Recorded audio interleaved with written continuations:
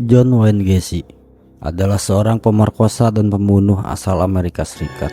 Ia melakukan pemerkosaan dan pembunuhan terhadap sedikitnya 33 remaja laki-laki asal Amerika Serikat pada tahun 1972 sampai 1978. John Wayne Gacy dijuluki sebagai badut pembunuh karena sebelum melakukan pemerkosaan dan pembunuhan, ia mengadakan pesta untuk teman-teman dan tetangganya, serta menghibur anak-anak dalam kostum badut dan berdandan sebagai pogo si badut. Sebanyak 26 mayat korban pemerkosaan dan pembunuhan dikubur di ruangan kecil yang terletak dalam rubana, dan 3 mayat lainnya dikuburkan pada ruangan lain di rumah John Wayne Gacy. Sedangkan mayat lainnya dibuang oleh John ke sungai Des Plaines. John Wayne Gacy lahir di Chicago. Ia merupakan anak kedua dari 3 bersaudara. Ayahnya bernama John Wayne Gacy dan ibunya bernama Marion Elaine. Ayahnya adalah seorang pemabuk dan suka melakukan kekerasan fisik terhadap istri dan anak-anaknya. Gacy sendiri sering dipukul oleh ayahnya dengan menggunakan sabuk kulit untuk masalah-masalah yang ia perbuat. Dia juga sering diejek oleh ayahnya dengan disebut sebagai banci, bodoh, dan anak mama. Gacy di masa kecilnya sering mendapatkan kekerasan. Pada usia 11 tahun, ia dipukul di dahi dengan kursi lipat. Pukulan ini menimbulkan gumpalan darah di otak, tetapi ia baru mengetahuinya ketika ia berusia 16 tahun. Di saat itu mulai sering pingsan. Ayahnya menduga bahwa hal ini adalah upaya Gacy untuk memperoleh simpati dan menuduh Gacy hanya pura-pura. Gacy akhirnya mendapatkan resep obat untuk melarutkan darah beku tersebut.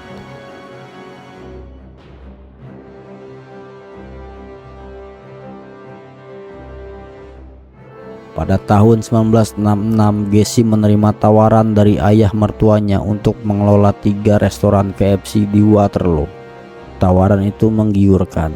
Gacy akan menerima $15.000 per tahun, tambah dengan pembagian keuntungan dari restoran tersebut. Setelah menyelesaikan pendidikan manajemen yang diwajibkan, Gacy kemudian pindah ke Waterloo bersama istrinya pada tahun itu juga. Di Waterloo, Gacy bergabung dengan cabang lokal Jaycees. Dia secara teratur menawarkan diri memperpanjang jam kerja melebihi biasanya yang sekitar 12 dan 14 jam per hari untuk mengelola 3 restoran. Meskipun dianggap ambisius dan merupakan seorang pembual oleh sesama rekan kerjanya di Jaycees, ia sangat dihargai sebagai pekerja di beberapa proyek penggalangan dana. Pada tahun 1967, ia dinobatkan sebagai wakil presiden luar biasa dari Waterloo Jaycees. Pada berbagai rapat yang diadakan Jaycees, Gacy sering menyediakan ayam goreng gratis kepada rekan-rekan kerjanya dan bersikeras untuk diberi julukan sebagai kolonel. Pada tahun yang sama, Gacy menjabat sebagai dewan direksi di Waterloo Jaycees. Istri Gacy melahirkan 2 anak. Seorang putra dinamakan Michael lahir pada Februari 1966, diikuti oleh seorang putri yang diberi nama Christine pada Maret 1967. Gacy sendiri kemudian menggambarkan periode hidupnya ini sebagai sempurna. Ia menambahkan bahwa ia akhirnya mendapatkan persetujuan ayahnya yang telah lama ia nantikan. Pada suatu kesempatan di bulan Juli 1966, orang tua Gacy melakukan kunjungan ke Iowa, di mana ayah Gacy meminta maaf secara pribadi kepada putranya atas pelecehan fisik dan emosional yang telah ia lakukan padanya selama masa kecilnya. Sebelum dengan bangga memberitahukan kepadanya, "Nak, aku telah salah menilaimu." Namun, ada sisi kehidupan di Jaycees yang tidak terlihat sebelumnya di Waterloo, yaitu tentang saling bertukar istri, pelacuran, pornografi, dan penggunaan narkoba. Gacy sangat terlibat dalam semua kegiatan ini dan secara teratur menipu istrinya dengan para pelacur setempat. Ia juga diketahui telah membuka klub di ruang bawah tanahnya, tempat ia mengizinkan karyawannya untuk minum alkohol dan bermain biliar. Walaupun Gacy memperkerjakan para remaja, baik laki-laki maupun perempuan di restorannya, ia hanya bersosialisasi dengan para karyawan laki-laki saja. Banyak yang diberi minuman alkohol sebelum Gacy hendak berbuat hal-hal yang menjurus ke arah perbuatan seksual kepada mereka. Yang jika ditolak, ia mengaku hanya bercanda atau hanya ingin mengetes moral mereka saja. Pada tahun 1967, Gacy mulai melakukan pelecehan terhadap karyawan laki-laki remaja dari restoran yang ia kelola. Gacy yang membuka sebuah klub di lantai dasar rumahnya, di mana ia mengizinkan karyawan untuk minum alkohol sebelum ia melakukan kegiatan seksual terhadap mereka. Pada bulan Maret 1968, dua anak laki-laki menuduhnya melakukan penyerangan seksual kepada mereka. Gacy mengaku tidak bersalah, tetapi pada bulan Agustus tahun itu pula ia membayar pemuda lain untuk melakukan serangan fisik kepada salah satu penuduhnya untuk mencegah anak tersebut bersaksi melawan dia.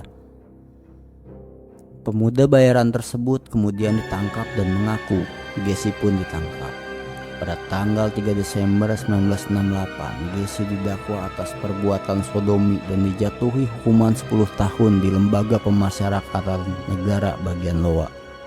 Gacy kemudian dibebaskan karena perilaku yang baik pada tanggal 18 Juni 1970. Pada akhir 1975, Gacy menciptakan karakter yang disebut sebagai Pogo si Badut. Dia merancang kostum dan belajar sendiri bagaimana merias wajah badut. Gacy menjadi Pogo di pesta dan acara-acara setempat. Gacy juga aktif di Partai Demokrat. Pada 6 Mei 1978, ia bahkan sempat bertemu dan foto bersama ibu negara Rosalynn Carter, istri dari Jimmy Carter, Presiden Amerika pada tahun 1977 sampai 1981. Dalam foto tersebut, Rosalynn Carter berpose dengan Gacy yang mengenakan pin berlambang S yang menunjukkan bahwa orang tersebut telah menerima izin khusus dari United States Secret Service. Foto tersebut bahkan juga ditandatangani oleh Rosalynn Carter dengan ucapan "To John Gacy, best wishes, Rosalynn Carter". Hal ini kemudian membuat malu bagi United States Secret Service ketika Gacy di kemudian hari terbukti sebagai pembunuh berantai.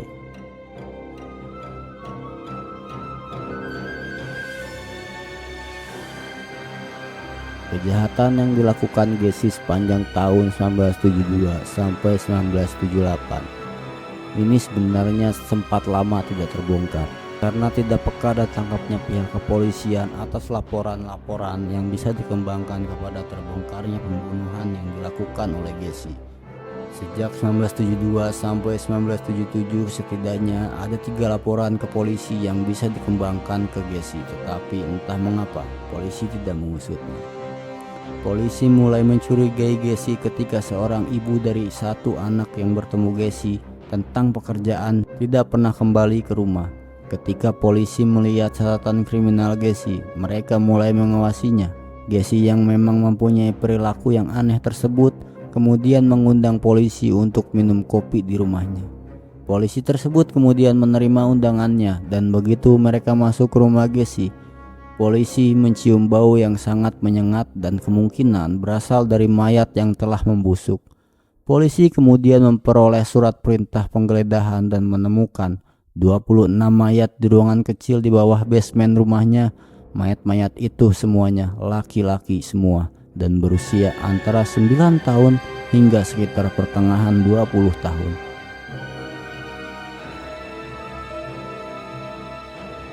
Setelah mendapat informasi bahwa ia sekarang akan menghadapi tuduhan pembunuhan, Gacy mengakui bahwa sejak tahun 1972 dia telah melakukan sekitar 25-30 kali pembunuhan.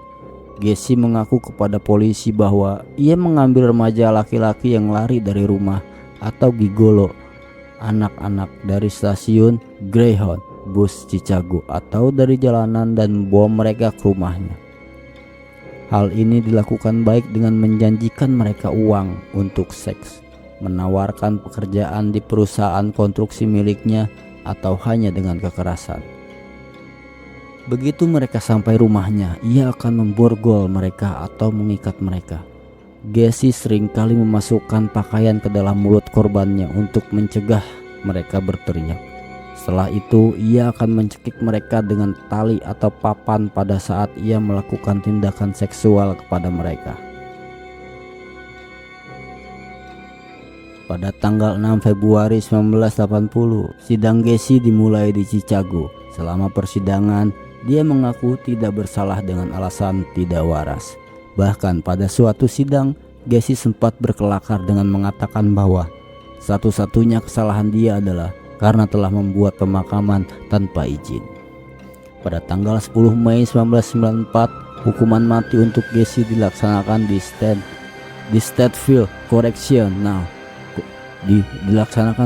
Stateville Correctional Center di Crash Hill. Susah, dengan cara disuntik mati.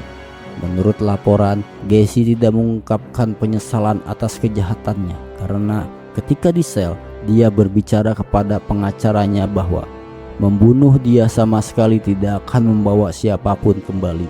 Dan yang paling parah, kata-kata terakhir yang diucapkan Gacy adalah "kiss my ass".